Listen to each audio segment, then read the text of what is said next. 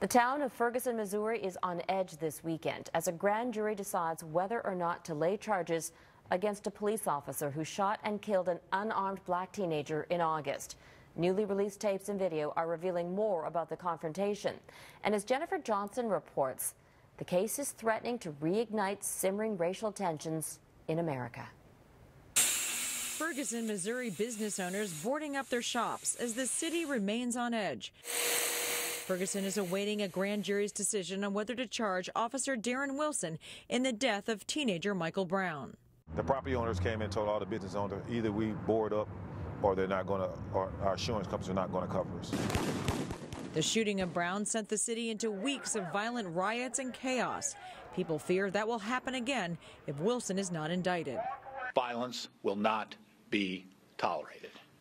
The residents and businesses of this region will be protected. New surveillance tapes obtained by a St. Louis newspaper show Wilson in the white T-shirt leaving the police station heading to a hospital 2 hours after killing Brown.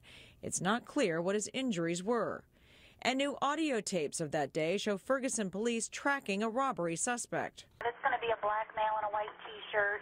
He's running toward Quick Trip. He took a whole box of Swisher cigars. Later, Wilson can be heard saying he has stopped Brown and a friend on Canfield Street. Put me on Canfield with you and send me in a car. Now the grand jury is trying to decide what happened next. Wilson says Brown assaulted him, tried to get his gun, and Wilson opened fire. Some witnesses say Brown had his hands up, surrendering. Minutes later, another officer is recorded. There's several more units over here. There's going to be a problem. Brown's parents, who have just returned from testifying before the United Nations Committee Against Torture, are asking for justice. So I would hope that you will have some sympathy and a conscious mind of what is really going on. They, too, are anxious for the grand jury's decision. This family wants everyone to remain peaceful. They want them to remain calm. Ferguson is calm for now, but any decision letting Wilson off will likely spark more violence and protests.